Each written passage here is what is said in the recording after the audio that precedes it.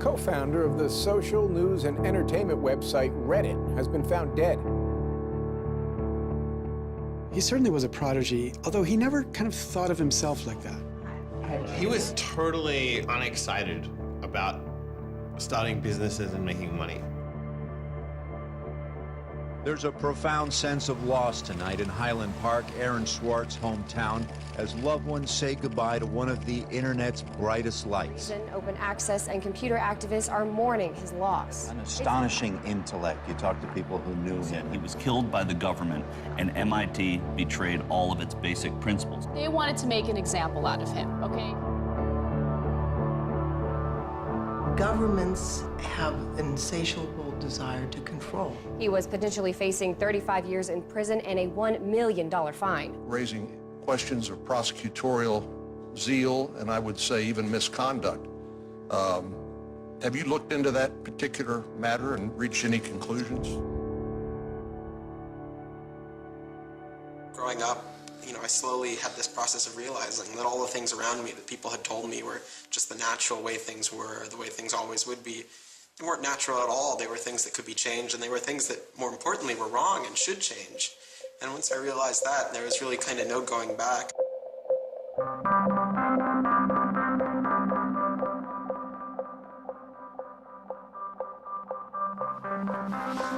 Welcome to Story Reading Time. The name of the book is Paddington at the Fair. Well, he was born in Highland Park and grew up here. Aaron came from a family of 3 brothers, all extraordinarily bright. So we were all, not the best behaved children and, 3 boys running around all the time, causing trouble. Hey, no. Aaron, what? But I've come to the realization Aaron learned how to learn at a very young age. 1, 2, 3, 4, 5, 6, 7, 8, 9, 10. Knock, knock. Who's there? Aaron. Aaron who? Aaron, funny man. He knew what he wanted, and he always wanted to do it. He always accomplished what he wanted. His curiosity was endless. Here's a little picture of what's the planet sign. And each planet has a symbol. Mercury symbol, Venus symbol, Earth symbol, Mars symbol, Jupiter symbol. One day he said to Susan, "What's this free family entertainment in downtown Highland Park?" Free family entertainment downtown Highland Park. He was 3 at the time, and she said, "What are you talking about?" And he said, "Look, it says here on the refrigerator, free family entertainment in downtown Highland Park." And so she was floored and astonished that he could read. It's called My Family Seder. That Seder night is different from all other nights. I remember once we were at the University of Chicago Library. I pulled a book off the shelf that was from like 1900 and showed him and said, this is really just an extraordinary place. We all were curious children, but Aaron really liked learning and really liked teaching. And so they were going to learn the ABCs backwards. Z-Y-X-W-V-U-T. I remember he came home from his first algebra class, and he was like, "Noah, let me teach you algebra." And I'm like, "What is algebra?" And he was always like that. Now you press the click button. There, now it's got that. Now it's in pink. When he was about 2 or 3 years old, and Bob introduced him to computers, and he just took off like crazy on them. Go press the 102 ABC. We all had computers, but Aaron really took to them, really took to the internet. Working at the computer? Mommy, why is nothing working? He started programming from a really young age. I remember the first program that I wrote with him was in BASIC, and it was a Star Wars trivia game. He sat down with me in the basement where the computer was for hours programming this game. The problem that I kept having with him is there was nothing that I wanted done. And to him, there was always something to do, always something that programming could solve. The way Aaron always saw it is that programming is magic, right? You can accomplish these things that normal humans can't. Aaron made an ATM using like a Macintosh and like a cardboard box. One year for Halloween, I didn't know what I wanted to be, and he thought it'd be really, really cool if I dressed up like his new favorite computer, which at the time was the original iMac. I mean, he hated dressing up for Halloween, but he loved convincing other people to dress up as things that he wanted to see.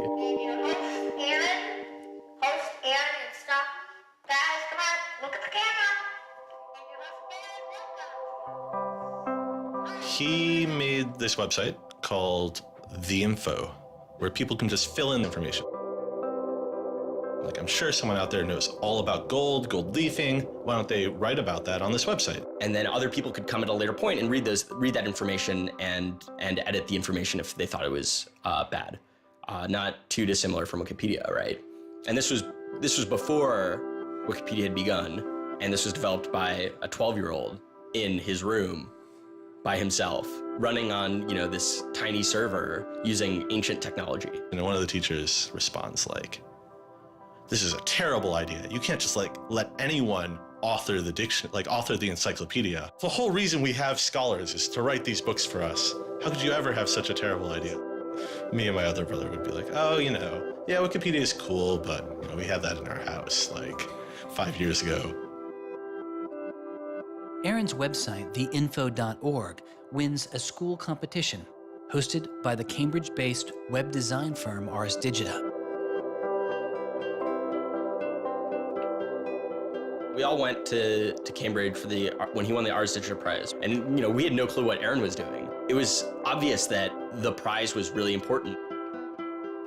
Aaron soon became involved with online programming communities, then in the process of shaping a new tool for the web. He comes up to me, it's like, "Ben, there's this really awesome thing that I'm working on. You need to hear about it." I'm like, "Yeah, what is it?" He says, "It's this thing called RSS." And he explains to me what RSS is. I'm like, why is that useful, Aaron? Is any site using it? Why would I want to use it? There was this mailing list for people who were working on RSS and XML more generally. And there was a person on it named Aaron Swartz who was combative but very smart and who had lots of good ideas. And he didn't ever come to the face-to-face meetings. And they said, when are you going to come out to one of these face-to-face meetings? And he said, I don't think my mom would let me. I'm 14, I just turned 14. And so their first reaction was, well, this person, this colleague we've been working with all year was 13 years old while we were working with him, and he's only 14 now. And their second reaction was, Christ, we really want to meet him. That's extraordinary. He was part of the committee that drafted RSS. What he was doing was to help build the plumbing for modern hypertext. And the piece that he was working on, RSS, was a tool that you can use to get summaries of things that are going on in other web pages. Most commonly, you would use this for a blog. You might have 10 or 20 people's blogs you want to read. You use their RSS feeds, these summaries of what's going on those other pages, to create a unified list of all the stuff that's going on. Aaron was really young, but he understood the technology and he saw that it was imperfect and looked for ways to help make it better.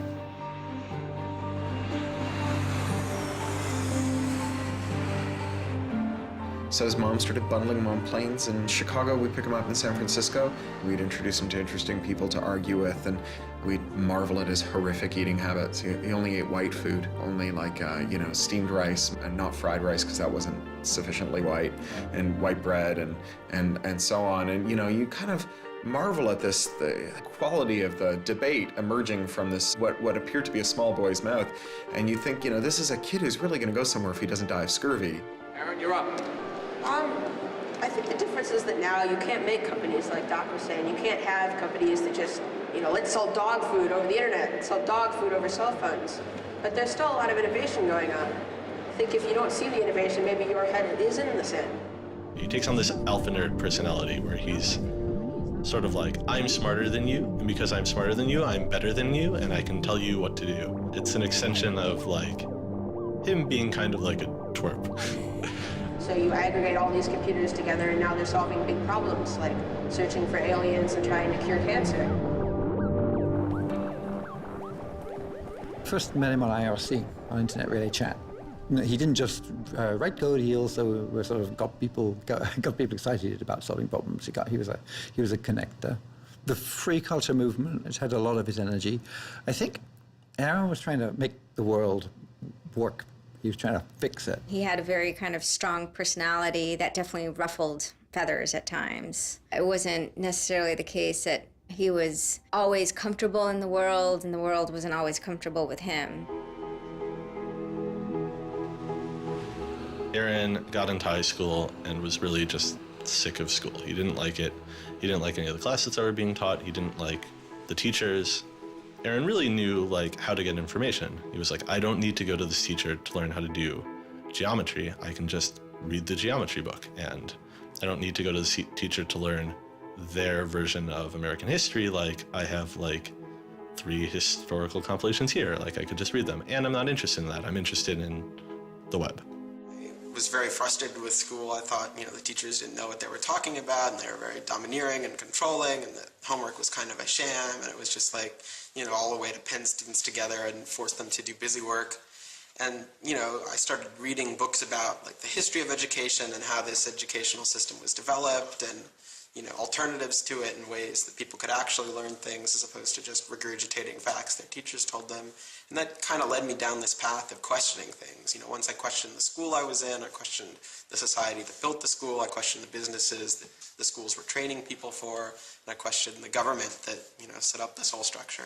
One of the things he was most passionate about was copyright, especially in those early days. Copyright has always been something of a burden on the publishing industry and on readers, but it wasn't an excessive burden. It was a reasonable institution to have in place to make sure that people got paid. What Aaron's generation experienced was the collision between this antique copyright system and this amazing new thing we were trying to build, the internet and the web. These things collided, and what we got was chaos. He then met Harvard law professor Lawrence Lessig, who was then challenging copyright law in the Supreme Court. A young Aaron Swartz flew to Washington to listen to the Supreme Court hearings. I am Aaron Swartz, and I'm here to listen to see the Eldred argument. Why did you fly out here from Chicago and come all this way to see the Eldred argument? That's a more difficult question. See the Eldred. Because I don't know. It's very exciting to see the Supreme Court, especially such a prestigious case as this one.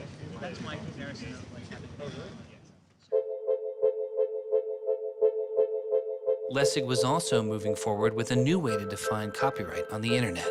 It was called Creative Commons. So the simple idea of Creative Commons is to give people, creators, a simple way to mark their creativity with the freedoms they intended to carry. So if copyright is all about all rights reserved, then this is a kind of some rights reserved model. It's, I want a simple way to say to you, here's what you can do with my work, even if there are other things which you need to get my permission before you could do. And Aaron's role was the computer part. Like, how do you architect the licenses so they would be simple and understandable and expressed in a way that machines could process it? And people are like, why do you have this, 15-year-old kid writing the specifications for the Creative Commons? Like, don't you think that's a huge mistake? And Larry's like, the biggest mistake we would have is not listening to this kid. He barely is not even tall enough to get over the podium, and it wasn't these movable podiums, so it was this embarrassing thing where once he put his screen up, nobody could see his face. When you come to our website here, and you go to choose license, it gives you this list of options, it explains what it means, and you fill out 3 simple questions.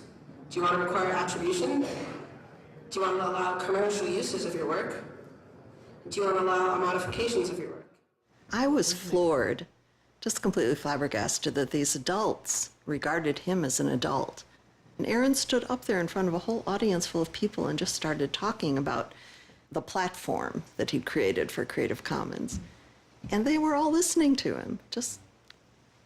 I was sitting at the back thinking, he's just a kid. Why are they listening to him? But they did. Well, I don't think I comprehended it fully. Though critics have said it does little to ensure artists get paid for their work, the success of Creative Commons has been enormous. Currently on the website Flickr alone, over 200 million people use some form of Creative Commons license. He contributed through his technical abilities, and yet it was not simply a technical matter to him. Aaron often wrote candidly in his personal blog. I think deeply about things, and I want others to do likewise. I work for ideas and learn from people. I don't like excluding people. I'm a perfectionist, but I won't let that get in the way of publication. Except for education and entertainment, I'm not going to waste my time on things that won't have an impact. I try to be friends with everyone, but I hate it when you don't take me seriously. I don't hold grudges. It's not productive, but I learn from my experience. I want to make the world a better place.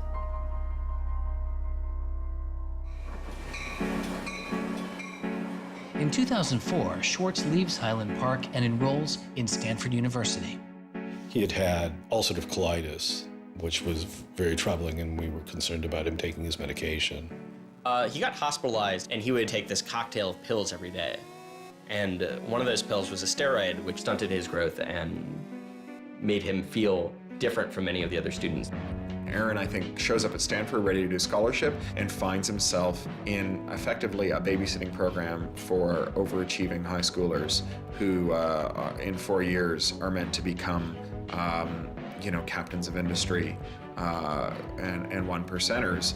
And I think it just made him bananas. In 2005, after only 1 year of college, Swartz was offered a spot at the new startup incubation firm called Y Combinator, led by Paul Graham. And he's like, hey, I have this idea for a website. And Paul Graham likes him enough and says, yeah, sure. So Aaron drops out of school, moves to this apartment. So this used to be Aaron's apartment when he moved here. I have vague memories of my father telling me how difficult it was to get a lease because Aaron had no credit and he dropped out of college. Aaron lived in what's now the living room, and some of the posters are left over from when Aaron lived here. And then the library. There are more books, but a lot of them are Aaron's. Aaron's Y Combinator site was called Infogami, a tool to build websites. But Infogami struggles to find users, and Swartz eventually merges his company with another Y Combinator project in need of help. It was a project headed by Steve Huffman and Alexis Ohanian, called Reddit. There we were, starting from almost nothing. No users, no money, no code, and growing day by day into a hugely popular website.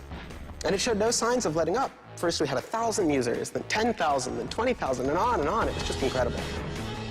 Reddit becomes huge, and it's a real sort of geeky corner of the internet. There's a lot of humor, there's a lot of art, and there's just people who flock to the site and make that site the main site they go to every morning to get their news. Reddit kind of just borders on chaos at some level. So on the one hand, it's a place where people discuss news of the day, technology, politics, and issues. And yet there is a lot of kind of not safe for work material, offensive material. There's some subreddits where trolls find a welcome home. And so in that sense, Reddit has been kind of home to controversy as well. It kind of sits on that edge of chaos. Reddit catches the attention of the corporate magazine giant Condé Nast, who makes an offer to buy the company. Some large amount of money, large enough that my dad was getting bugged with questions about how do I store this money? Like a lot of money. Like a lot of money. Probably more than $1 million, but I don't actually know. And he is how old at the time? 19, 20. So it was in this apartment. They sat around on what predated these couches, hacking on Reddit. And when they sold Reddit, they threw a giant party and then all flew out to California the next day and left the keys with me. It was funny, he just sold a startup, so we all kind of presumed he was the richest person around, but he said, oh no, I'll take this tiny little shoebox-sized room. That's all I need. It was barely larger than a closet. The idea of him spending his money on fancy objects just seems so implausible. He explains it's I like living in apartments, so I'm not going to spend a lot of money on a new place to live. I'm not going to buy a mansion. And I like wearing jeans and a t-shirt, so I'm not going to spend any more money on clothes. So like, it's, you know, really no big deal. What is a big deal to Swartz is how traffic flows on the internet and what commands our attention. In the old system of broadcasting, you were fundamentally limited by the amount of space in the airwaves. You know, you could only send out 10 channels over the airwaves of television, right? Or even with cable, you had 500 channels. On the internet, everybody can have a channel. Everyone can get a blog or a MySpace page. Everyone has a way of expressing themselves. And so what you see now is not a question of who gets access to the airwaves. It's a question of who gets control over the ways you find people. You know, you start seeing power centralizing in sites like Google, these sort of gatekeepers that tell you where on the internet you want to go, the people who provide you your sources of news and information. So it's not, you know, only certain people have a license to speak. Now everyone has a license to speak. It's a question of who gets heard.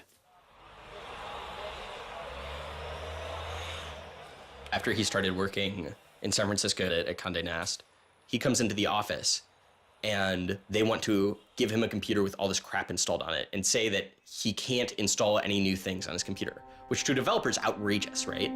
From the first day, he was complaining about all this stuff. Gray walls, gray desks, gray noise.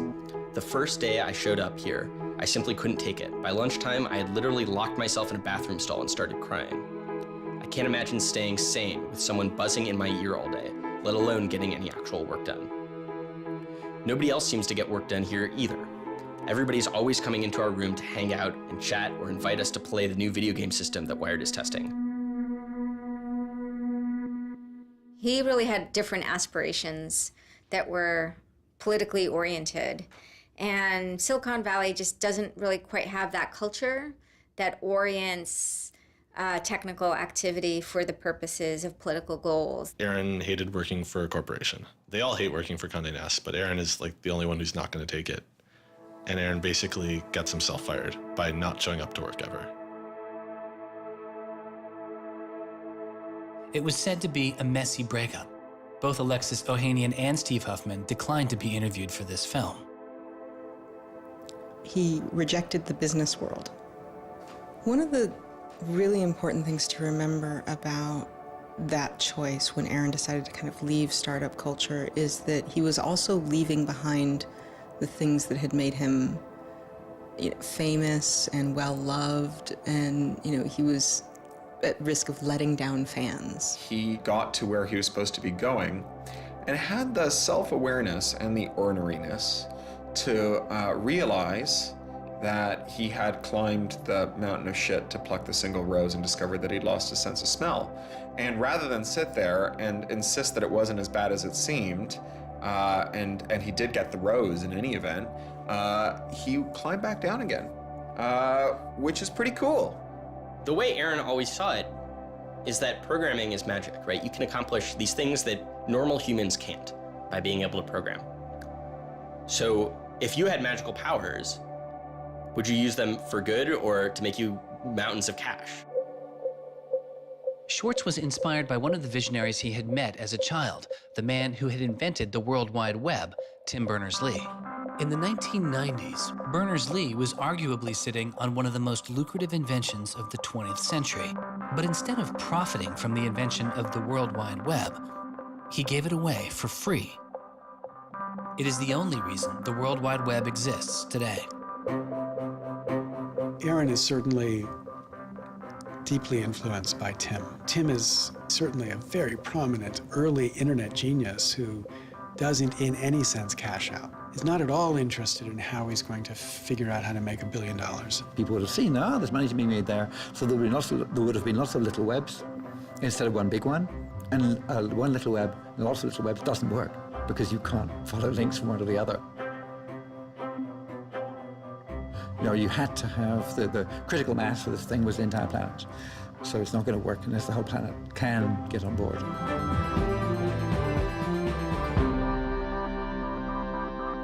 I mean, I feel very strongly that it's not enough to just live in the world as it is, to just kind of take what you're given and, follow the things that adults told you to do and that, your parents told you to do and that society tells you to do. I think you should always be questioning. I take this very scientific attitude that everything you've learned is just provisional, that, you know, it's always open to recantation or refutation or questioning. And I think the same applies to society. Once I realized that there were real serious problems, fundamental problems that I could do something to address, I didn't see a way to forget that. I didn't see a way not to. We just started spending a lot of time just kind of as friends. We would just talk for hours into the night. I definitely should have understood that he was flirting with me. I think to some degree I was like, this is a terrible idea and impossible, and therefore I will pretend it is not happening.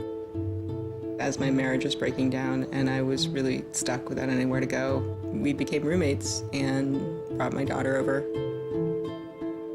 We moved in and furnished a house, and it was really peaceful. Like, my life had not been peaceful for a while, and really neither had his.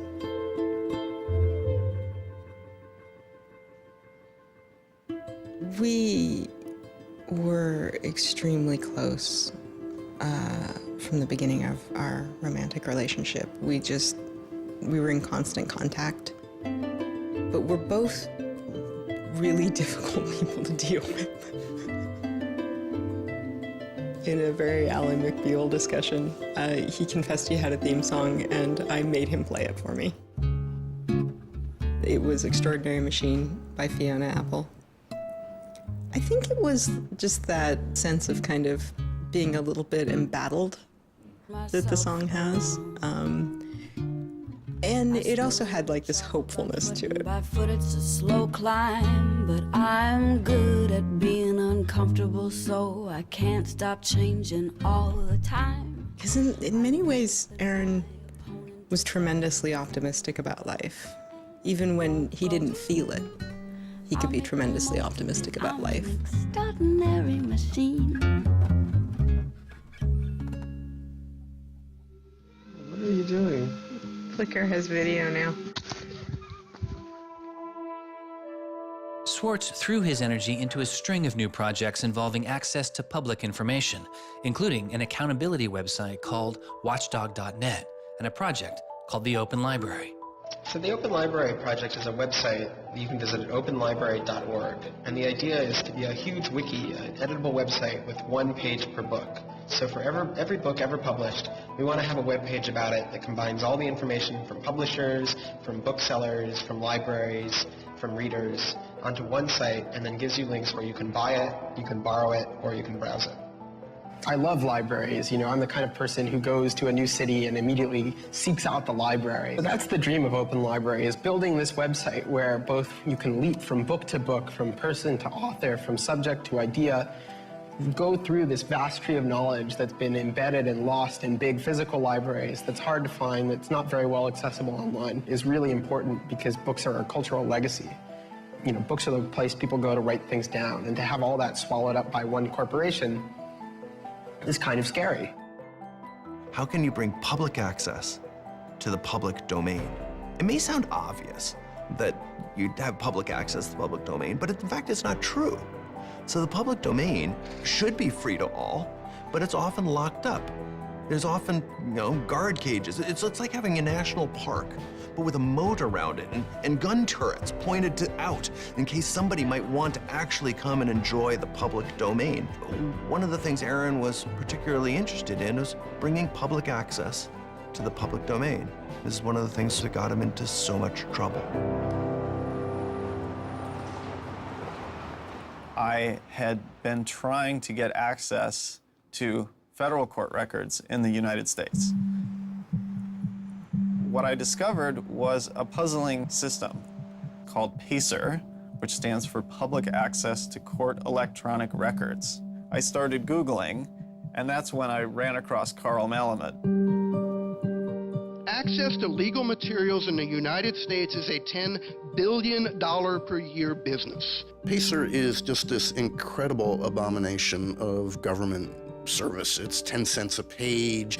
It's this most brain-dead code you've ever seen. You can't search it. You can't bookmark anything. You got to have a credit card. And these are public records. It's U.S. district courts are very important. It's where a lot of our seminal litigation starts, civil rights cases, patent cases, all sorts of stuff. And journalists and students and citizens and lawyers all need access to PACER, and it fights them every step of the way. People without means can't see the law as readily as people that have that gold American Express card. It's a poll tax on access to justice. The law is the operating system of our democracy, and you have to pay to see it. That's not much of a democracy. They make about $120 million a year on the PACER system, and it doesn't cost anything near that, according to their own records. In fact, it's illegal. The E-Government Act of 2002 states that the courts may charge only to the extent necessary in order to reimburse the costs of running PACER.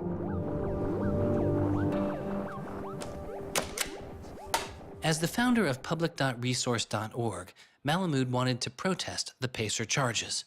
He started a program called the PACER Recycling Project, where people could upload PACER documents they had already paid for to a free database so others could use them. The PACER people were getting a lot of flack from Congress and others about public access. And so they put together this system. In 17 libraries across the country, there was free PACER access. That's one library every 22,000 square miles, I believe. So it wasn't like really convenient. I encouraged volunteers to join the so-called thumb drive corps and download docs from the public access libraries, upload them to the PACER recycling site. People take a thumb drive into one of these libraries and they download a bunch of documents and they send them to me. And nothing, it was just a joke. In fact, when you clicked on Thumb Drive Core, there was a Wizard of Oz, the Munchkins singing, so a little video clip came up. We represent the lollipop guild. But of course, I get this phone call from Steve Schultz and Aaron saying, gee, we'd like to join the Thumb Drive Corps. Around that time, I ran into Aaron at a conference. This is something that really has to be a collaboration between a lot of different people. So I approached him and I said, hey, I'm thinking about an intervention on the PACER problem. Schultz had already developed a program that could automatically download PACER documents from the trial libraries. Swartz wanted to take a look. So I showed him the code. And I didn't know what would come next, but as it turns out, over the course of the next few hours at that conference, he was off sitting in a corner, improving my code, recruiting a friend of his that lived near one of these libraries to go into the library and to begin to test his improved code, at which point the folks at the courts realized something's not going quite according to plan. And data started to come in and come in and come in, and soon there were 760 gigabytes of PACER docs, about 20 million pages. Using information retrieved from the trial libraries, Swartz was conducting massive, automated parallel downloading of the PACER system. He was able to acquire nearly 2.7 million federal court documents, almost 20 million pages of text. Now, I'll grant you that 20 million pages had perhaps exceeded the expectations of the people running the pilot access project, but surprising a bureaucrat isn't illegal. Aaron and Carl decided to go talk to the New York Times about what happened. They also caught the attention of the FBI, who began to stake out Schwartz's parents' house in Illinois. But I get a tweet from his mother saying, call me. It's like, oh my God, what the hell's going on here? And so I finally got a hold of Aaron, and Aaron's mother was like, oh my God, FBI, FBI, FBI. An FBI agent drives down our home's driveway trying to see if Aaron is in his room. And I remember being home that day and wondering why this car was driving down our driveway and just driving back out. I was like, that's weird. 5 years later, I read this FBI file and I'm like, oh my goodness. That was the FBI agent in my driveway. He was terrified. He was totally terrified. He was way more terrified after the FBI actually called him up on the phone and tried to sucker him into coming down to a coffee shop without a lawyer. He said he went home and laid down on the bed and was shaking. The downloading also uncovered massive privacy violations in the court documents. Ultimately, the courts were forced to change their policies as a result. And the FBI closed their investigation without bringing charges. To this day, I find it remarkable that anybody, even at the most remote podunk field office of the FBI, thought that a fitting use for taxpayer dollars was investigating people for criminal theft on the grounds that they had made the law public. How can you call yourself a lawman and think that there can possibly be anything wrong in this whole world with making the law public? Aaron was willing to put himself at risk for the causes that he believed in. Bothered by wealth disparity, Swartz moves beyond technology and into a broader range of political causes. I went into Congress and I invited him to come and hang out and intern for us for a while so that he could learn, the political process. He was sort of learning about a new community, a new set of skills, and kind of learning to hack politics. It seems ridiculous that miners should have to hammer away until their whole bodies are dripping with sweat, faced with the knowledge that if they dare to stop, they won't be able to put food on the table that night, while I get to make larger and larger amounts of money each day just by sitting and watching TV. But apparently the world is ridiculous. So I co-founded a group called the Progressive Change Campaign Committee, and what we try and do is we try and organize people over the internet who care about progressive politics and moving the country in a more progressive direction to kind of come together, join our email list, join our campaigns, and help get progressive candidates elected all across the country. The group is responsible for igniting the grassroots effort behind the campaign to elect Elizabeth Warren to the Senate. He might have thought it was a dumb system, but he came in and he said, I need to learn this system because it can be manipulated like any social system. But his passion for knowledge in libraries didn't take a back seat. Aaron began to take a closer look at institutions that publish academic journal articles. By virtue of being students at a major U.S. university, I assume that you have access to a wide variety of scholarly journals. Pretty much every major university in the United States pays these sort of licensing fees to organizations like JSTOR and Thomson and ISI to get access to scholarly journals that the rest of the world can't read. These scholarly journals and articles are essentially the entire wealth of human knowledge online, and many have been paid for with taxpayer money or with government grants. But to read them, you often have to pay again, handing over steep fees to publishers like Reed Elsevier. These licensing fees are so substantial that people who are studying in India instead of studying in the United States don't have this kind of access. They're locked out from all of these journals. They're locked out from our entire scientific legacy. I mean, a lot of these journal articles, they go back to the Enlightenment. Every time someone has written down a scientific paper, it's been scanned and digitized and put in these collections. That is a legacy that has been brought to us by the history of people doing interesting work, the history of scientists. It's a legacy that should belong to us as a commons, as a people, but instead it's been locked up and put online by a handful of for-profit corporations who then try and get the maximum profit they can out of it.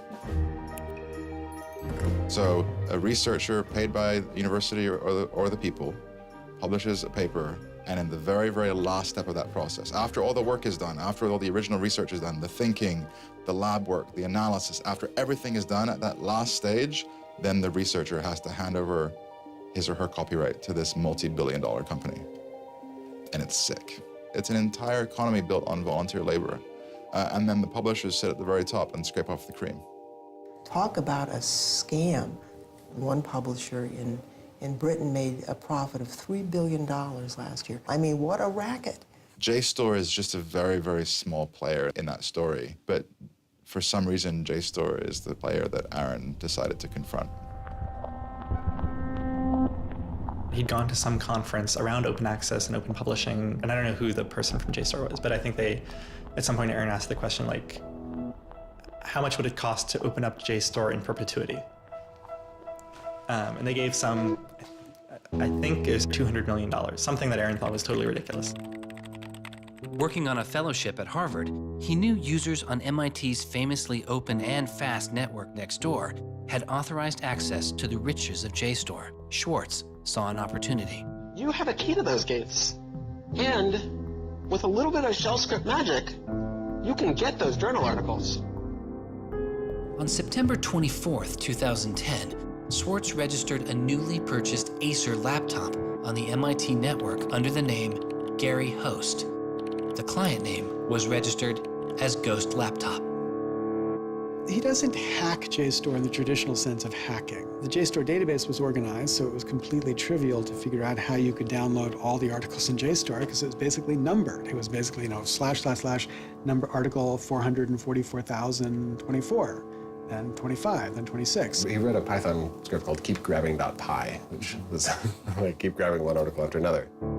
The next day, Ghost Laptop begins grabbing articles, but soon, the computer's IP address is blocked. For Swartz, it's barely a bump in the road. He quickly reassigns his computer's IP address and keeps downloading. Well, JSTOR and MIT take a number of steps to try to interfere with this when they notice that this is happening. And when the more modest steps don't work, then at a certain stage, JSTOR just cuts off MIT from having access to the JSTOR database. So there's this kind of cat and mouse game around getting access to the JSTOR database. Aaron ultimately, obviously, is the cat because he has more technical capability than the JSTOR database people do in defending them. And eventually, there was an unlocked supply closet in the basement of one of the buildings. And he went, instead of going through Wi-Fi, he went down there and he just plugged his computer directly into the network and just left it there with an external hard drive downloading these articles to the computer. Unknown to Swartz, his laptop and hard drive had been found by authorities. They didn't stop the downloads. Instead, they installed a surveillance camera. They found the computer in this room in the basement of an MIT building. They could have unplugged it. They could have waited for the guy to come back and said, dude, what are you doing? Cut it out. Who are you? And they could have done all that kind of stuff, but they didn't. What they wanted to do was film it to gather evidence to make a case. That's the only reason you film something like that.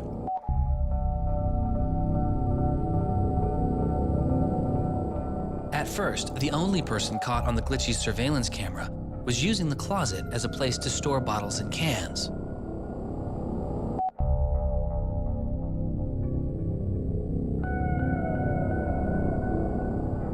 But days later, it caught Swartz.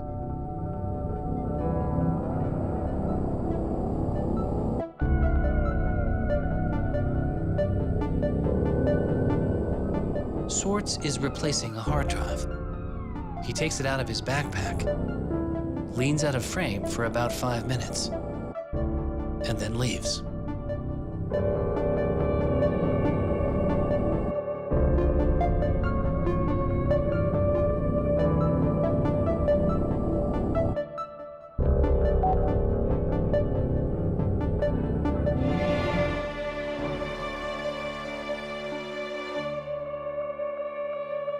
And then they organized a stakeout where as he was biking home from MIT, these cops came out from either side of the road or something like that and started going after him. He describes that he was pressed down and assaulted by the police. He tells me that it's unclear that they were police that were after him. He thought that someone was trying to attack him. He does tell me they beat him up. I was just devastated. The notion of any kind of criminal prosecution of anyone in our family or anything was so foreign and incomprehensible, I didn't know what to do. Well, they execute search warrants at Aaron's house, his apartment in Cambridge, and his office at Harvard. 2 days before the arrest, the investigation had gone beyond JSTOR and the local Cambridge police. It had been taken over by the United States Secret Service. The Secret Service began investigating computer and credit card fraud in 1984, but 6 weeks after the attack on 9/11, their role expanded. President Bush used the Patriot Act to establish a network of what they called electronic crimes task forces. The bill before me takes account of the new realities and dangers posed by modern terrorists. According to the Secret Service, they are primarily engaged in activity with economic impact, organized criminal groups, or use of schemes involving new technology. The Secret Service turned Swartz's case over to the Boston U.S. Attorney's Office. There was a guy in the U.S. Attorney's Office who had the title head of the Computer Crimes Division or Task Force. I don't know what else he had going, but you're certainly not much of a computer crimes prosecutor without a computer crime to prosecute. So he jumped on it, kept it for himself, didn't assign it to someone else within the office or the unit, and that's Steve Hyman. Prosecutor Stephen Hyman has been largely out of public view since the arrest of Aaron Swartz, but he can be seen here in an episode of the television show American Greed, filmed around the time of Aaron's arrest. He is describing his previous case against the notorious hacker Alberto Gonzalez, a case that garnered Hyman enormous press attention and accolades. Gonzalez masterminded the theft of over 100 million credit card and ATM numbers, the largest such fraud in history.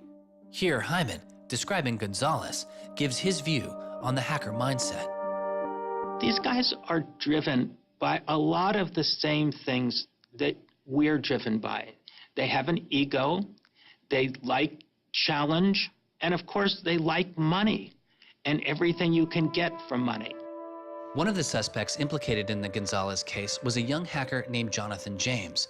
Believing Gonzalez's crimes would be pinned on him, James committed suicide during the investigation. In an early press release describing the government's position in the case of Aaron Swartz, Hyman's boss, U.S. Attorney for the District of Massachusetts Carmen Ortiz, said this: "Stealing is stealing, whether you use a computer command or a crowbar, and whether you take documents, data, or dollars." It's not true. It's obviously not true. I'm not saying it's harmless, and I'm not saying that we shouldn't criminalize stealing of information, but you've got to be much more subtle in trying to figure out exactly which kinds of harms are harmful here. So the thing about a crowbar is every time I break into a place with a crowbar, I do damage. There's no doubt about it. But when Aaron writes a script that says download, download, download 100 times in a second, there's no obvious damage to anybody. If he does that for the purpose of gathering an archive to do academic research on it, there is never any damage to anybody. He wasn't stealing, he wasn't selling what he got or giving it away. He was making a point, as far as I could tell. The arrest took its toll on Swartz. He just wouldn't talk about it. And he's like very stressed. If you thought like the FBI was like going to come to your doorstep any day, anytime you went down the hall, even to do your laundry, and they would break into your apartment because you left the door unlocked, like, I'd be pretty stressed. And it was clear. And so Aaron was always sort of like in like a dour mood.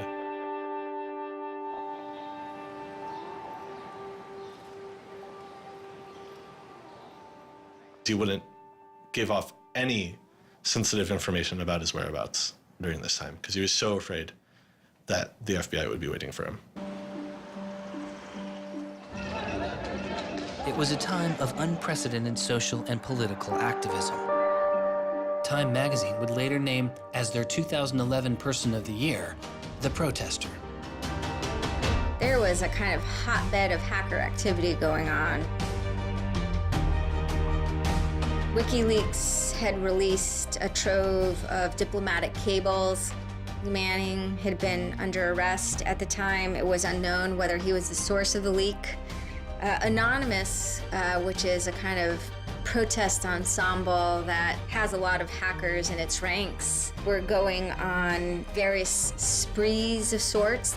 If you compare that to what he did, his stuff should have been left behind for MIT and JSTOR to deal with in a kind of private, professional manner. It should have never gotten the attention of the criminal system. It just didn't belong there.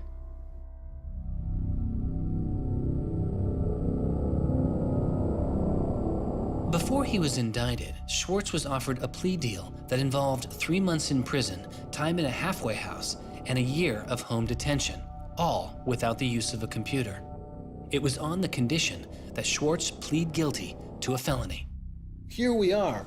We have no discovery, no evidence whatsoever about what the government's case is, and we have to make this immense decision where the lawyer is pushing you to do this, the government is giving you a non-negotiable demand, and you're told that your likelihood of prevailing is small, so whether you're guilty or not, you're better off taking the deal. Boston has its own computer crimes division with lots of lawyers, probably more lawyers than they need. So, you know, you can imagine all sorts of cases where it'd be really hard to prosecute because you've got some criminals in Russia or you've got some people inside of a corporation are going to have $500 lawyers or $700 an hour lawyers sitting down against you. And then you've got this case with this kid, which is pretty easy to prove that he did something, and he's already marked himself as a troublemaker with the FBI, so why not go as tough as you can in here against that guy? It's good for you, the prosecutor, it's good for the Republic, because you're fighting all those terrorist types. I was so scared. I was so scared of having my computer seized. I was so scared of going to jail because of my computer being seized. I had confidential material from sources from my previous work on my laptop. And that is above all my priority, is to keep my sources safe. I was so scared of what was going to happen to Ada. Aaron told me that they'd offered him a deal, and he finally just said that he would take it if I told him to. And I came real close to saying take it. He had developed like serious political aspirations in the intervening time between when, that moment when he ended that entrepreneurial startup life and begun this new life that had come to this political activism. And he just didn't believe that he could continue in his life with a felony. He said to me one day, we were walking by the White House, and he said to me, they don't let felons work there.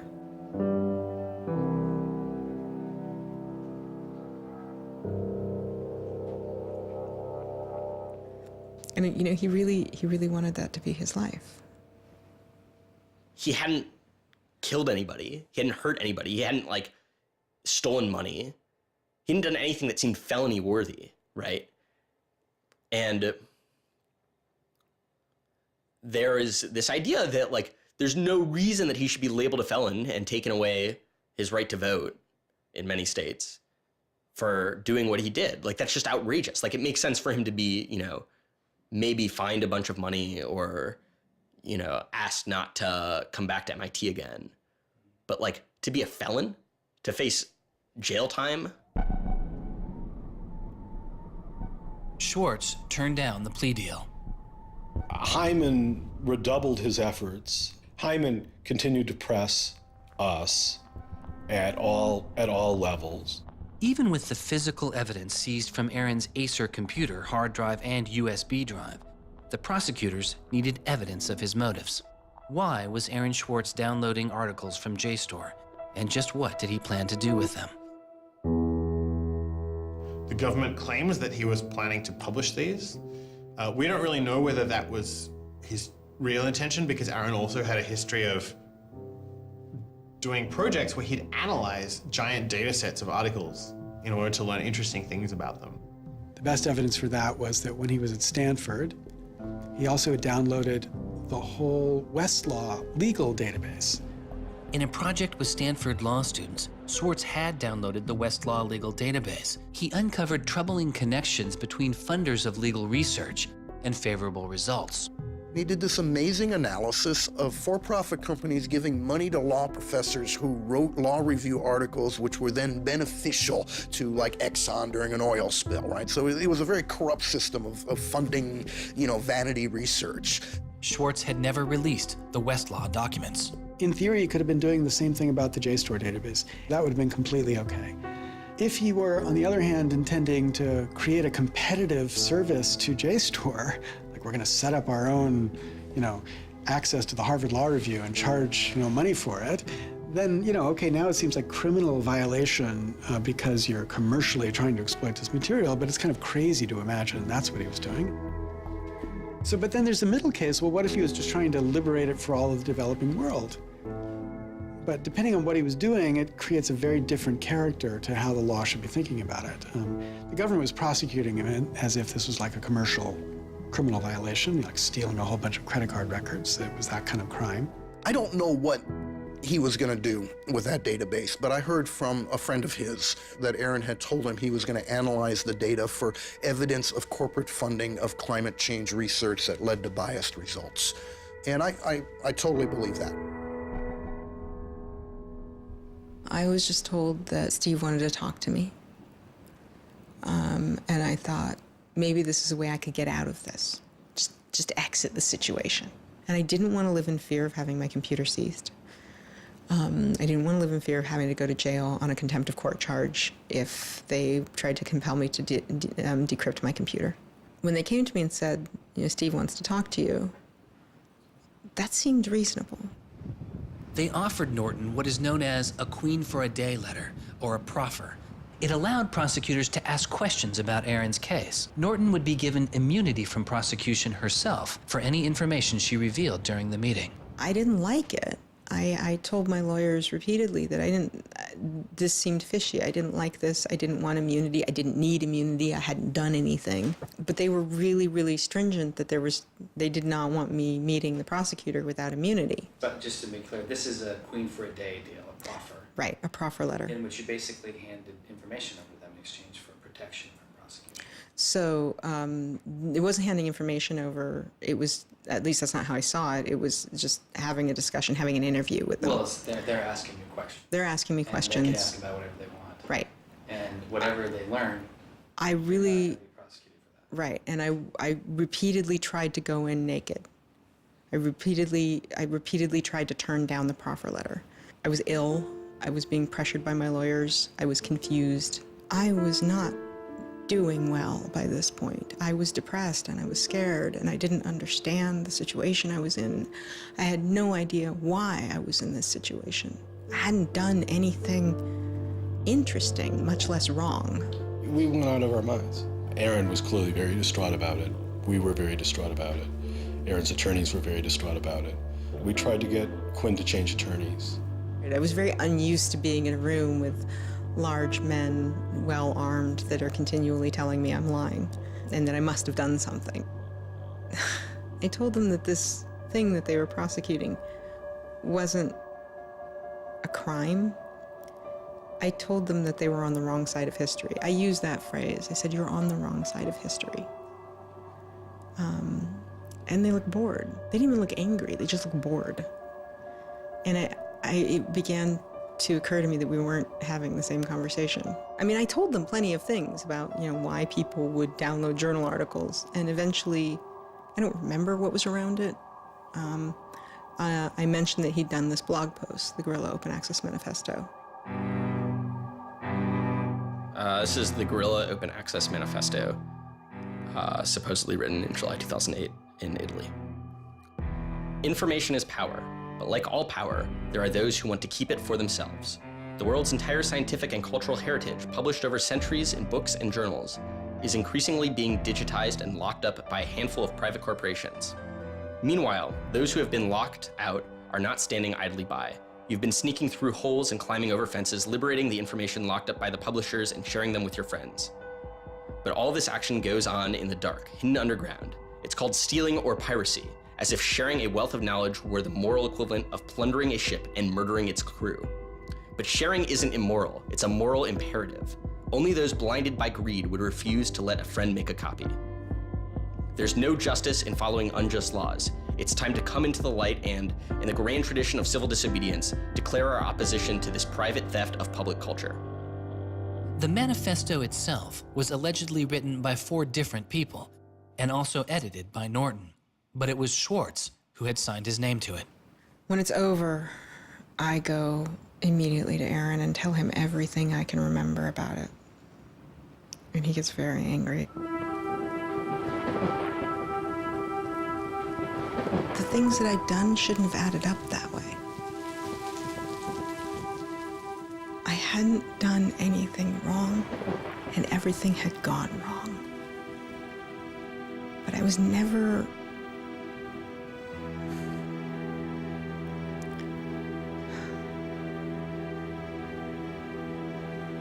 I'm still angry. I'm still angry that you can try your best with these people to do the right thing, and they will turn everything against you, and they will hurt you with anything they can. And in that moment, I regret that I said what I did. But my much larger regret is that we have settled for this, that we are okay with this. That we are okay with a justice system that tries to game people into little traps so they can ruin their lives. So yeah, I wish I hadn't said that, but I am much, much angrier that this is where I am.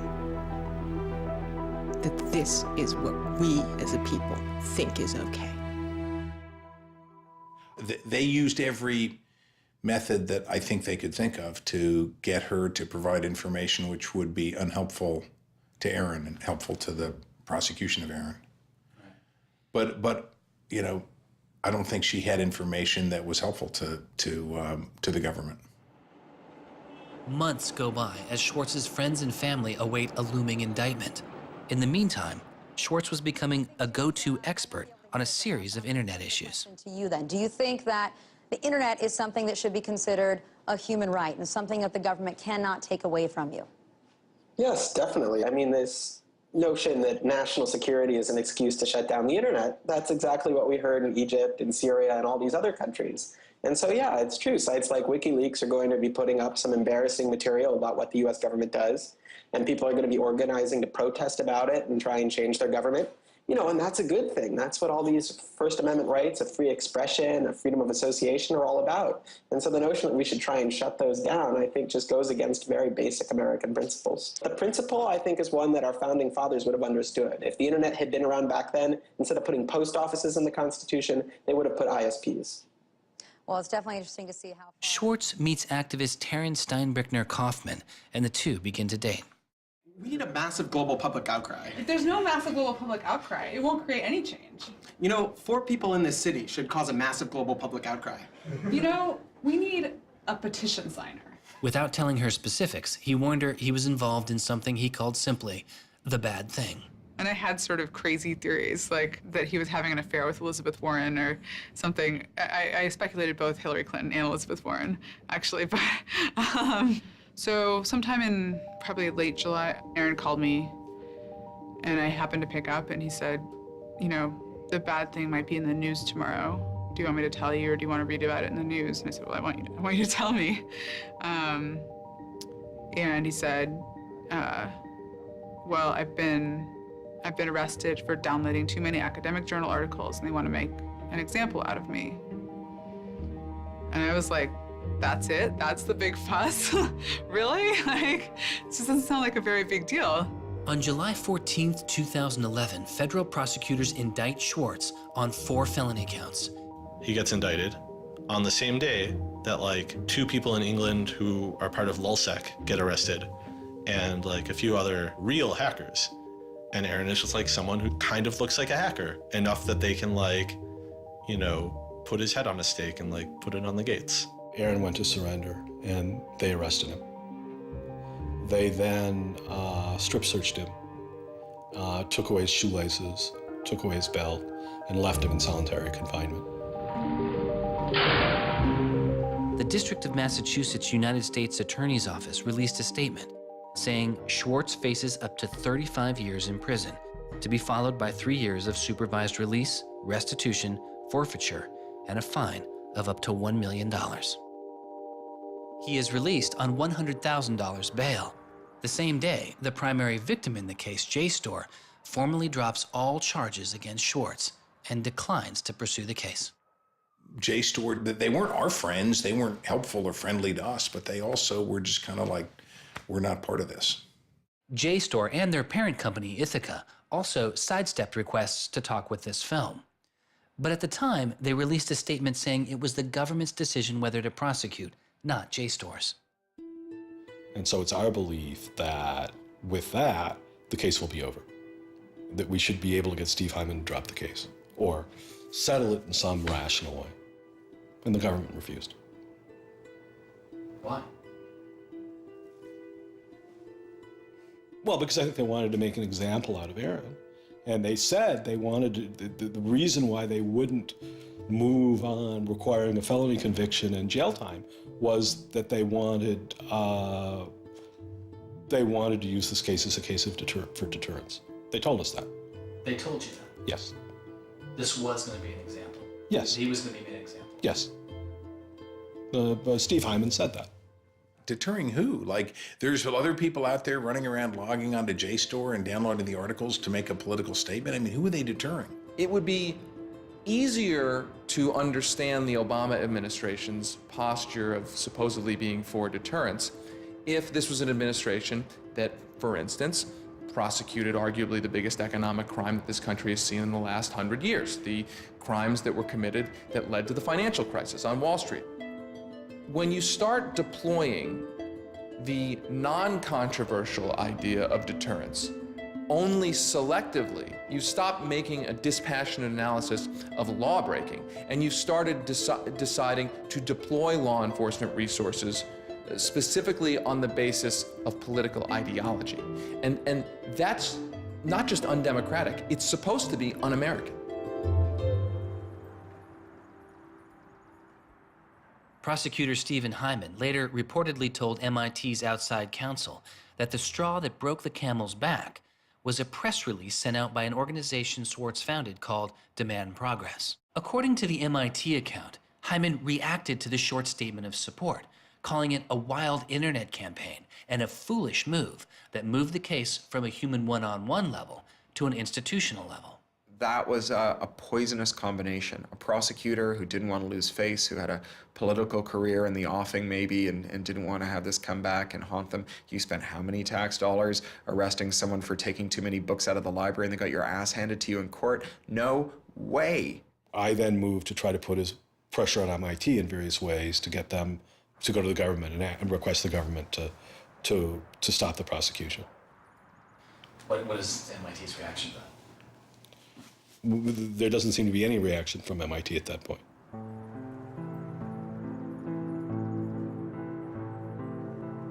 MIT doesn't defend Aaron, which to people inside of the MIT community seems outrageous because MIT is a place that encourages hacking in the biggest sense of the word. At MIT, the idea of going and running around on roofs and tunnels that you weren't allowed to be in was not only a rite of passage, it was part of the MIT tour. And lockpicking was a winter course at MIT. They had the moral authority to stop it in its tracks. MIT never stood up and took a position of saying to the feds, don't do this. We don't want you to do this. You're overreacting. This is too strong, that I'm aware of. They acted kind of like any corporation would. They helped the government. They didn't help us unless they felt they had to, and they never tried to stop it. MIT declined repeated requests to comment, but they later released a report saying they attempted to maintain a position of neutrality and believed Hyman and the U.S. Attorney's Office did not care what MIT thought or said about the case. MIT's behavior seemed really at odds with the MIT ethos, right? You could argue that MIT turned a blind eye and that was okay for them to do. But taking that stance, taking that neutral stance in and of itself was taking a pro-prosecutor stance. If you look at Steve Jobs and Steve Wozniak, they started by selling a blue box, which was a thing designed to defraud the phone company. If you look at Bill Gates and Paul Allen, they initially started their business by using computer time at Harvard, which was pretty clearly against the rules. The difference between Aaron and the people I just mentioned is that Aaron wanted to make the world a better place. He didn't just want to make money. Swartz continues to be outspoken on a variety of internet issues. You know, the reason the internet works is because of the competitive marketplace of ideas. And what we need to be focusing on is getting more information about our government, more accessibility, more discussion, more debate. But instead, it seems like what Congress is focused on is shutting things down. Aaron thought he could change the world just by explaining the world very clearly to people. Flame can literally control your computer and make it spy on you. Welcome, Aaron. Good to have you back on the show here. You know, just like spies used to in olden days, put microphones and tap what people were saying, now they're using computers to do the same things. Schwartz's political activity continues, his attention turning to a bill moving through Congress designed to curb online piracy. It was called SOPA. Activists like Peter Eckersley saw it as an enormous overreach, threatening the technical integrity of the internet itself. And one of the first things I did was to call Aaron. I said, can we do a big online campaign against this? This isn't a bill about copyright. It's not? No, he said. It's a bill about the freedom to connect. now I was listening. And he thought about it for a while and then said yes. And he went and founded Demand Progress. Demand Progress is an online activism organization. We've got around 1.5 million members now, but started in the fall of 2010. Aaron was one of the most prominent people in a community of people who helped lead organizing around social justice issues at the federal level in this country. SOPA was the bill that was intended to curtail online piracy of music and movies, but what it did was basically take a sledgehammer to a problem that needed a scalpel. If passed, the law would allow a company to cut off finances to entire websites without due process, or even to force Google to exclude their links. All they needed was a single claim of copyright infringement. It pitted the titans of traditional media against a new and now far more sophisticated remix culture. It makes everyone who runs a website into a policeman. And if they don't do their job of making sure nobody on their site uses it for anything that's even potentially illegal, the entire site can get shut down without even so much as a trial. This was over the top. I mean, this was a catastrophe. This bill poses a serious threat to speech and civil liberties for all who use the internet. There were only a handful of us who said, look, we're not for piracy either, but it makes no sense to destroy the architecture of the internet, the domain name system, and so much that makes it free and open in the name of fighting piracy. And Aaron got that right away. The freedoms guaranteed in our Constitution, the freedoms our country had been built on, would be suddenly deleted. New technology, instead of bringing us greater freedom, would have snuffed out fundamental rights we'd always taken for granted. And I realized that day, talking to Peter, that I couldn't let that happen. When SOPA was introduced in October 2011, it was considered inevitable. Our strategy when it first came out was to hopefully slow the bill down, maybe weaken it a little bit, but even we didn't think that we would be able to stop this bill. Having worked in Washington, what you learn is that typically in Washington, the legislative fights are fights between different sets of corporate moneyed interests. They're all duking it out to pass legislation. And the fights that are the closest are when you have one set of corporate interests against another set of corporate interests, and they're financially equally matched in terms of campaign contributions and lobbying. Those are the closest ones. The ones that aren't even fights, typically, are ones where all the money is on one side, all the corporations are on one side, and it's just millions of people on the other side. I haven't seen anything like PIPA and SOPA in all my time in public service. There were more than 40 United States senators on that bill as co-sponsors. So they were already a long, long way to getting the 60 votes to have it clear all the procedural hoops. Even I began to doubt myself. It was a rough period. Swartz and Demand Progress were able to marshal enormous support, using traditional outreach combined with commonly used voice over IP to make it very easy for people to call Congress. I've never met anybody else who was able to operate at his level, both on the technological side and on the campaign strategy side. Millions of people contacted Congress and signed anti-SOPA petitions. Congress was caught off guard.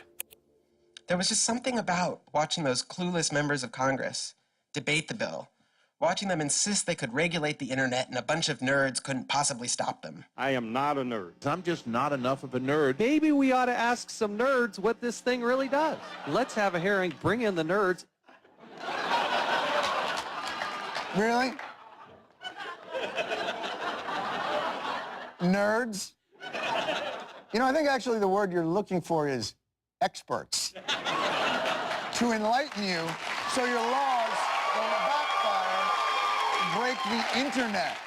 We use the term geek, but we're allowed to use that because we are geeks. The fact that it got as far as it did without them talking to any technical experts reflects the fact that there is a problem in this town. I'm looking for somebody to come before this body and testify in a hearing and say, this is why they're wrong. There used to be an office that provided science and technology advice, and members could go to them and say, help me understand XYZ. And Gingrich killed it. He said it was a waste of money. Ever since then, Congress has plunged into the dark ages. I don't think anybody really thought that SOPA could be beaten, including Aaron. think it was worth trying, but it didn't seem winnable. And I remember maybe a few months later, I remember him just turning to me and being like, I think we might win this. And I was like, that would be amazing. Calls to Congress continue. When the domain hosting site GoDaddy becomes a supporter of the bill, tens of thousands of users transferred their domain names in protest. Within a week, a humbled GoDaddy reverses their position on SOPA. When the Congress people that supported the record and movie industries realized that there was this backlash, they kind of scaled the bill back a little bit. You could see the curve happening. You could see that that our arguments were starting to resonate. It was like Aaron had been like striking a match and it was being blown out. Striking another one was being blown out. And finally he'd like managed to catch enough kindling that the flame actually caught, and then it turned into this roaring blaze. On January 16th, 2012, the White House issued a statement saying they didn't support the bill. And then this happened. I'm a big believer that we should be dealing with issues of piracy and we should deal with them in a serious way, but this bill is not the right bill. When Jimmy Wales put his support towards blacking out Wikipedia, the #5 most popular website in the world. This is a website that's on several % of all of the clicks on anywhere on the internet. Wikipedia went black, Reddit went black, Craigslist went black, the phone lines on Capitol Hill flat out melted. Members of Congress started rushing to issue statements retracting their support for the bill that they were promoting just a couple days ago. Within 24 hours, the number of opponents of SOPA in Congress went from this to this. To see congressmen and senators slowly flip sides throughout the day of the blackout was pretty unbelievable. There was like a 100 representative swing. And that was when, as hard as it was for me to believe, after all this, we had won. The thing that everyone said was impossible, that some of the biggest companies in the world had written off as kind of a pipe dream, had happened. We did it. We won. This is a historic week in internet politics, maybe American politics. The thing that we heard from people in Washington, D.C., from staffers on Capitol Hill was they received more emails and more phone calls on SOPA blackout day than they'd ever received about anything. I think that was an extremely exciting moment. This was the moment when the internet had grown up politically. It was exhilarating because it's hard to believe it actually happened. It's hard to believe a bill with so much financial power behind it didn't simply sail through the Congress. And not only did it not sail through, it didn't pass at all. It's easy sometimes to feel like you're powerless, like when you come out in the streets and you march and you yell and nobody hears you. But I'm here to tell you today, you are powerful. So yeah, maybe sometimes you feel like you're not being listened to, but I'm here to tell you that you are. You are being listened to. You are making a difference. You can stop this bill if you don't stop fighting. Stop PIPA. Stop SOPA. Some of the biggest internet companies, to put it frankly, would benefit from a world in which their little competitors could get censored. We can't let that happen. For him, it was more important to be sure that you made a small change than to play a small part in a big change. But SOPA was like playing a major part in a major change. And so for him, it was kind of this proof of concept, like, okay, what I want to do with my life is change the world. I think about it in this really scientific way of like, I'm measuring my impact. And this shows that it's possible, right? That the thing that I want to do with my life is possible. I have proved that I can do it, that I, Aaron Swartz, can change the world. For a guy who never really thought he had done much, which was Aaron, it was one of the few moments where you could really see that he felt like he had done something good. Feeling like here is his maybe one and only victory lap. Everyone said there was no way we could stop SOPA. We stopped it. This is 3 outrageously good victories, and the year isn't even over yet. I mean, if there's a time to be positive, it's now. You know, he wins at SOPA a year after he's arrested It's not unambiguously happy moments. There's a lot going on. He's so attuned towards participating in the political process, you can't stop him. The list of organizations Swartz founded or co-founded is enormous. And years before Edward Snowden would expose widespread internet surveillance, Swartz was already concerned. It is shocking to think that the accountability is so lax that they don't even have sort of basic statistics about how big the spying program is. And if the answer is, oh, we're spying on so many people we can't possibly even count them, then that's an awful lot of people, right? It would be one thing if they said, look, you know, we know the number of telephones we're spying on, we don't know exactly how many real people that corresponds to, but they just came back and said, we can't give you a number at all.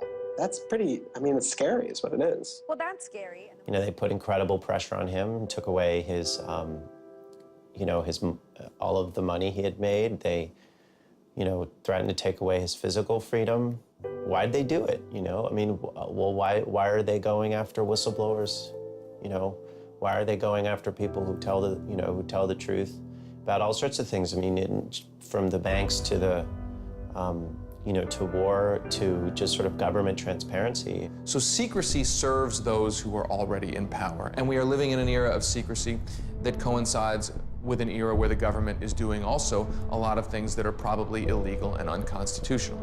So those two things are not coincidences. It's very clear that this technology has been developed not for small countries overseas, but right here for use in the United States by the U.S. government. The problem with the spying program is it's this sort of long, slow expansion, you know, going back to the Nixon administration, right? Obviously, it became big after 9/11 under George W. Bush, and Obama has continued to expand it, and the problems have slowly grown worse and worse. But there's never been this moment you can point to, say, okay, we need to galvanize opposition today because today is when it matters.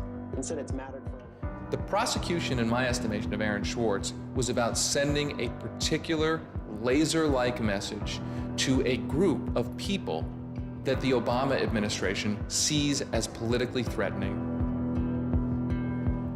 And that is essentially the hacker, the information, and the democracy activist community. And the message that the Obama administration wanted to send to that particular community was, in my estimation, we know you have the ability to make trouble for the establishment. And so we are going to try to make an example out of Aaron Swartz to scare as many of you as possible into not making that trouble. And the government said, oh, the legal opinions we're using to legalize the spying program are also classified. So we can't even tell you which laws we're using to spy on you. You know, every time they can say, oh, this is another instance of cyber war, the cyber criminals are attacking us again, we're all in danger, we're all under threat. They use those as excuses to push through more and more dangerous laws. And so just to follow that up, like personally, how do you feel the fight is going, I guess? It's up to you. I know, but we gotta like, you know. You know, there's sort of these two polarizing perspectives, right? Everything is great. The internet has created all this freedom and liberty and everything's gonna be fantastic. Or everything is terrible. The internet has created all these tools for cracking down and spying and, you know, controlling what we say. And I think both are true, right? The internet has done both. And both are kind of amazing and astonishing. And which one will win out in the long run is up to us. It doesn't make sense to say, oh, one is doing better than the other. You know, they're both true. And it's up to us which ones we emphasize and which ones we take advantage of, because they're both there and they're both always going to be there.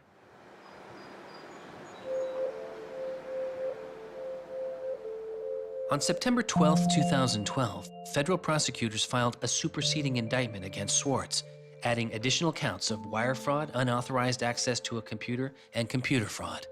Now, instead of 4 felony counts, Swartz was facing 13. The prosecution's leverage had dramatically increased, as did Swartz's potential jail time and fines. They filed a separate indictment to add more charges, and they had a theory about why this conduct constituted a number of federal crimes, and that a very significant sentence could attach to it under the law. That theory, and much of the prosecution's case against Swartz, involved a law created originally in 1986. It is called the Computer Fraud and Abuse Act. The Computer Fraud and Abuse Act was inspired by the movie War Games with Matthew Broderick, which is a great movie. I have you now. In this movie, a kid gets the ability through the magic of computer networks to, like, launch a nuclear attack. You know, that's not actually possible, and it certainly wasn't possible in the 80s, but apparently this movie scared Congress enough to pass the original Computer Fraud and Abuse Act. This is a law that's just behind the times. For example, it penalizes terms of service kinds of arrangements. You can have something like eHarmony or Match.com, and somebody sort of inflates their own personal characteristics, and all of a sudden, depending on the jurisdiction and the prosecutors, they could be in a whole host of troubles. We all know what terms of use are. Most people don't read them, but not abiding by their terms could mean you are committing a felony. The website terms of service often say things like, be nice to each other, or don't do anything that's improper. The idea that the criminal law has anything to say about these kinds of violations, I think strikes most people as crazy. The examples get even more crazy. Until it was changed in March of 2013, the terms of use on the website of Hearst's 17 magazine said you had to be 18 in order to read it. I would say that the way the CFA has been interpreted by the Justice Department, we are probably all breaking the law. Vague and prone to misuse, the CFAA has become a one-size-fits-all hammer for a wide range of computer-related disputes. Though not the only factor in his case, 11 of the 13 charges against Swartz involved the Computer Fraud and Abuse Act. The question why hangs over much of the story of Aaron Swartz. Just what was motivating the government, and what would their case have been? The Department of Justice declined requests for answers, but Professor Oren Kerr is a former prosecutor who has studied the case. So I think I come about this case from a different direction than other people on a number of reasons. I was a federal prosecutor at the Justice Department for 3 years before I started teaching. The government came forward with an indictment based on what crimes they thought were committed, just as a purely lawyers matter, looking at the precedents, looking at the statute, looking at the history, looking at the cases that are out there so far. I think it was a fair indictment based on that. You can debate whether they should have charged this case. There's just a lot of disagreement. Some people are on the open access side, some people are not. I think the government took Swartz's Guerilla open access manifesto very seriously. And I think they saw him as somebody who was committed as a moral imperative to breaking the law to overcome a law that Swartz saw as unjust. And in a democracy, if you think a law is unjust, there are ways of changing that law. There's going to Congress, as Swartz did so masterfully with SOPA. Or you can violate that law in a way to try to nullify that law. And I think what was driving the prosecution was the sense that Swartz was committed not just to breaking the law, but to really making sure that law was nullified, that everyone would have access to the database in a way that you couldn't put the toothpaste back into the tube. It would be done, and Swartz's side would win. There's a big disagreement in society as to whether that is an unjust law, and ultimately that's a decision for the American people to make, working through Congress. And then the second problem is, I think, we're still trying to figure out what's the line between less serious offenses and more serious offenses. We're now entering this different environment of computers and computer misuse, and we don't yet have a really strong sense of exactly what these lines are. So we're just working that out. This is a poor use of prosecutorial discretion. The hammer that the Justice Department has to scare people with it just gets bigger and bigger and bigger. And so most people just, you can't roll the dice with your life like that. Should we tap somebody's phone? Should we film them? Should we turn somebody and get them to testify against these other people? That's how federal agents and prosecutors think. They build cases, they make cases. Swartz was caught in the gears of a brutal criminal justice system that could not turn back, a machine that has made America the country with the highest rate of incarceration in the world. We have in this country allowed ourselves to be captured by the politics of fear and anger, and anything we're afraid of, like the future of the internet and access, and anything we're angry about instinctively creates a criminal justice intervention. And we've used jail, prison, and punishment to resolve a whole host of problems that historically were never seen as criminal justice problems. The impulse to threaten, indict, prosecute, which is part of what has created this debate and controversy over online access and information on the internet, is very consistent with what we've seen in other areas. The one difference is that the people who are usually targeted and victimized by these kinds of criminal and carceral responses are typically poor and minority. Swartz's isolation from friends and family increased. He had basically stopped working on anything else, and the case was, in fact, like taking over sort of his whole life. One of Aaron's lawyers apparently told the prosecutors that he was emotionally vulnerable and that was something that they really needed to keep in mind so that they knew that. It was weighing on him very heavily. He did not like having his actions and his movements restricted in any way. And the threat of jail, which they pounded him with a lot, was terrifying to him. Completely exhausted his financial resources, and it cost us a lot of money also, and he raised a substantial amount of money. So it was, it was in the millions of dollars. The legal defense Yes, was in millions. yes.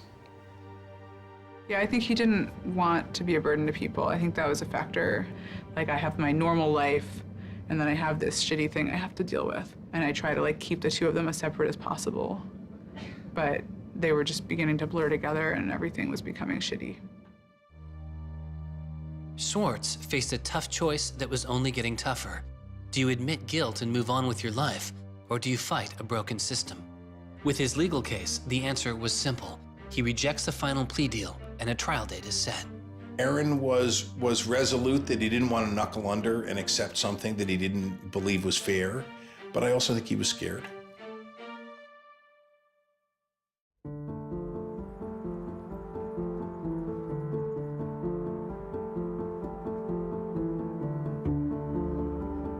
I don't think they would have convicted Aaron. I think we would have walked him out of that courthouse, and I would have given him a big hug, and we would have walked across that little river in Boston and gone and had a couple of beers. I really thought that we were right. I thought that we were going to win the case. I thought that we could win the case. He didn't talk about it very much, but you could see the enormous pain that he was going through.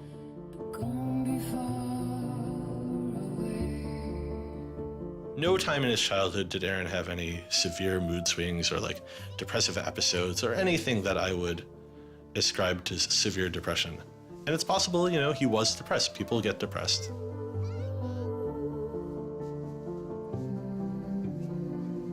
Very early in our relationship, like 3 or 4 weeks in or something, I remember him saying to me that I was a lot stronger than he was. He was brittle in a lot of ways. Things were a lot harder for him than for a lot of people. It was part of his brilliance, too. I think he probably had something like clinical depression in his early 20s. I don't think he did when I was with him. He wasn't a joyful person, but that's different from being depressed. He was just under such enormous pressure for 2 years straight. He just didn't want to do it anymore. He was just like, I just think it was too much.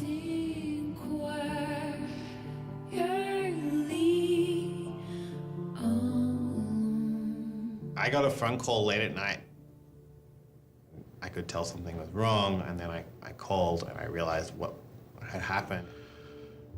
A co-founder of the social news and entertainment website Reddit has been found dead. Police say 26-year-old Aaron Swartz killed himself yesterday in his Brooklyn apartment. I just thought, we've lost one of the most creative minds of our generation. It was like the whole world fell apart in that moment.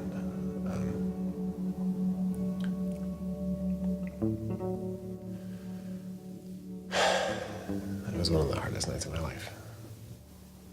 As I kept screaming, I can't hear you. What did you say? I can't hear you. I can't. That's it.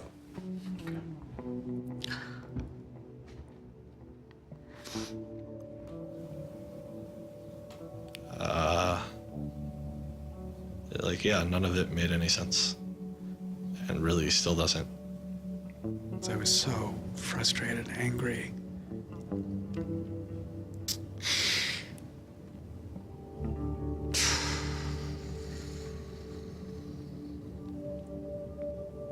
You know, I tried to explain it to my kids.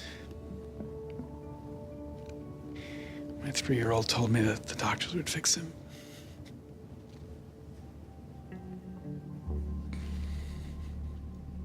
I've known lots of people who've died, but I've never lost anybody like this.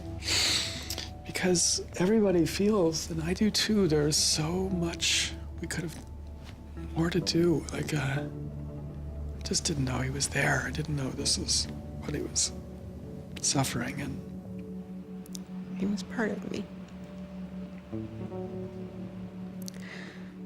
And I just wanted it to not be real. And then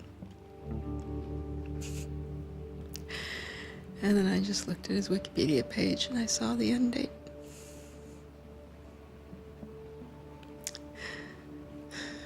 To 2013.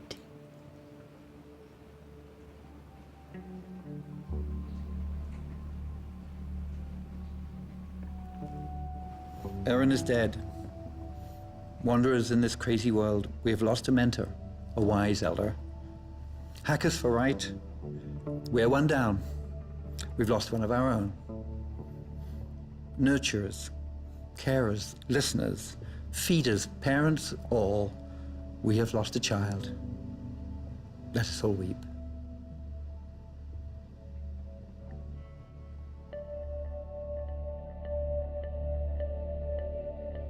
my first thought was, well, what if nobody even notices?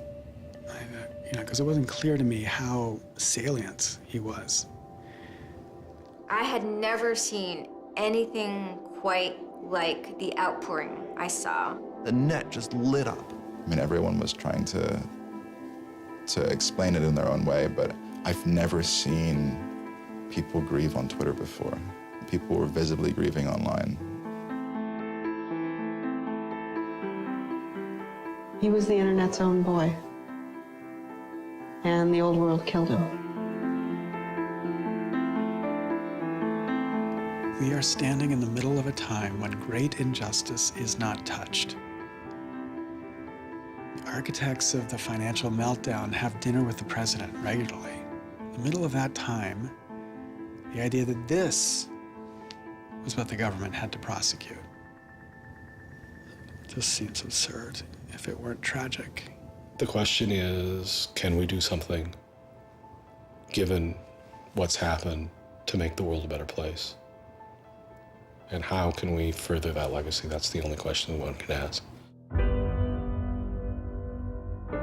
All over the world, there were starting to be hackathons and gatherings. Aaron Swartz has, in some sense, brought the best out of us in trying to say, how do we fix this? He was, in my humble opinion, one of the true extraordinary revolutionaries that this country has produced. I don't know whether Aaron was defeated or victorious, but we are certainly shaped by the hand of the things that he wrestled with. When we turn armed agents of the law on citizens trying to increase access to knowledge, we've broken the rule of law, we've desecrated the temple of justice.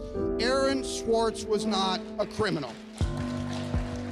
Change does not roll in on the wheels of inevitability, it comes through continuous struggle. Aaron really could do magic.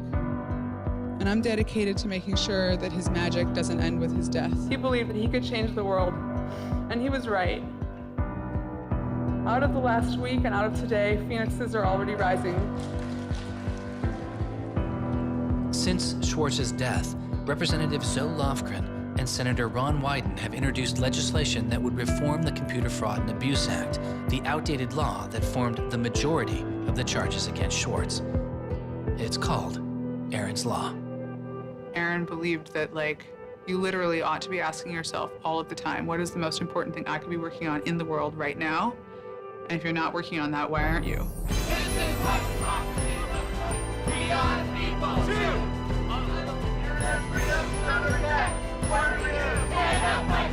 Internet freedom is under attack. What do we do? Hey, hey, go home. Our Northeast has got to go. Hey, hey. I wish we could change the past, but we cannot, but we can change the future, and we must. We must do so for Aaron. We must do so for ourselves. We must do so to make our world a better place, a more humane place, a place where justice works and access to knowledge becomes a human right. So there was a kid back in February from Baltimore, 14 years old, who had access to JSTOR. And he'd been spelunking through JSTOR after reading something. And he figured out a way to do early tests for pancreatic cancer. And pancreatic cancer kills the shit out of you because we detect it way too late. By the time we detect it, it's already too late to do anything about it. He sent emails off to the entire oncology department at Johns Hopkins, you know, hundreds of them. And every 14-year-old kid, yeah. And most of them ignored it, right? But one of them sent him an email back and said, this is not an entirely stupid idea. Why don't you come on over? And this kid worked evenings and weekends with this researcher. And in February, I heard him on the news, just a couple of weeks after Aaron died, when Aaron was in the news a lot. Sorry. And he said the reason he was on the news is because they'd done it. They were shipping an early test for pancreatic cancer that was going to save lives. And he said, this is why what Aaron did was so important. Because you never know, right? This truth of the universe is not only something that policymakers use to figure out, you know, what the speed limit should be. It's where the thing that's going to keep, you know, your kid from dying of pancreatic cancer comes from. And without access, the person who might come up with the thing that's got your number on it may never find that answer. He slept so well, he didn't fall out of bed once, not even when he dreamed he was back on the space quest. Very good, Aaron. Very good. Yay, Aaron. Okay. Now it's song time.